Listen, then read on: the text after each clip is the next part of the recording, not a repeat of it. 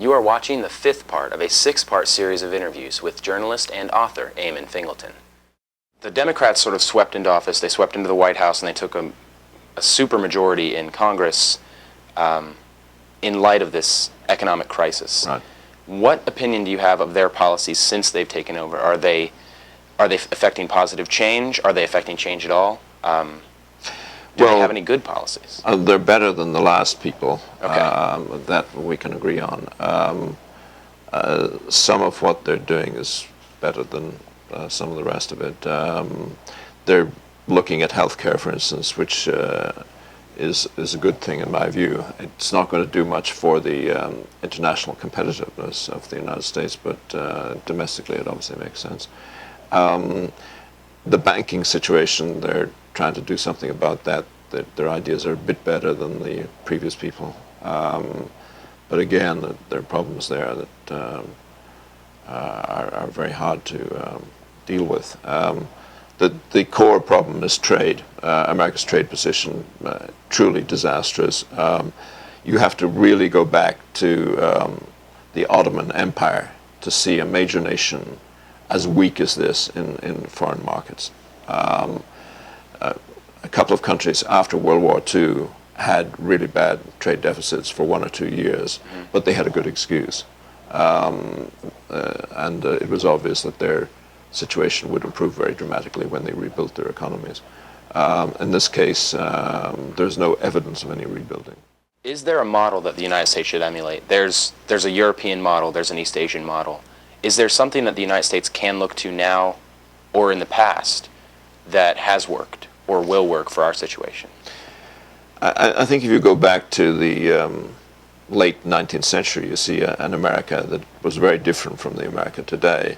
And I would suggest that people, economists, historians, political commentators, journalists should go back and study that model, because the United States was then roughly what China is today in terms of being a wonder economy, growing very, very dramatically every year. And in the space of what, about 30, 40 years, it went from a rural backwater to the world's greatest economy. Those were great years, and I think there are many lessons in those years. And if we do sort of turn back to the more protected economy of the late 19th century, or late 19th century, are there any negative effects that people will see domestically from that paradigm shift? Well, to the extent that the economy was protected in those days, there was an effect in the immediate term of higher prices for consumers in some ways. But that was compensated for by faster growth, so that in the space of 10 years, people's incomes would dramatically increase. So at any one point you could say, well, prices are higher than they should be. But over the longer term, you got the benefit of rapid growth in your income, so you more than made up the difference.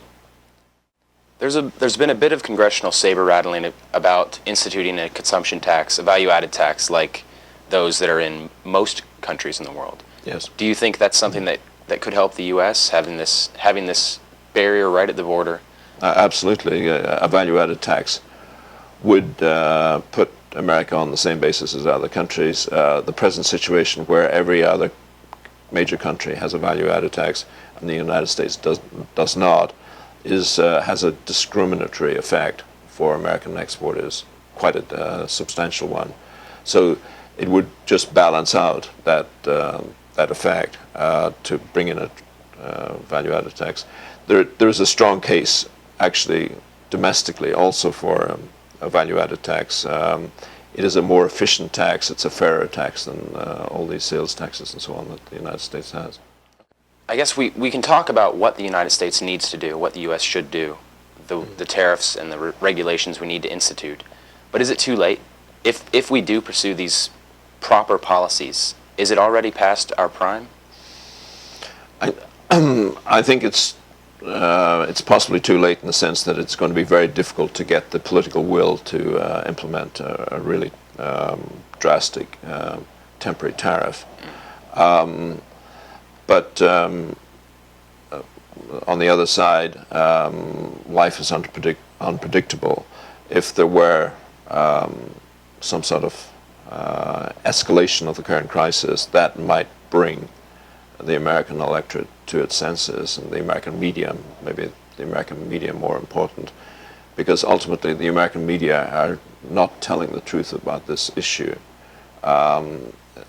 Years and years ago, 30 years ago, they should have been talking much tougher on the trade issue than they actually were, and investigating the problems that American exporters were having in foreign markets. They did a bit of that in the 70s and 80s, but they didn't do enough of it. And since the early 1990s, they've done almost nothing, and they've basically written off American manufacturing. Please tune in throughout the week for more from Eamonn Fingleton and other related news. Wake up, America! Open up your eyes! Wake up, America! Wake up!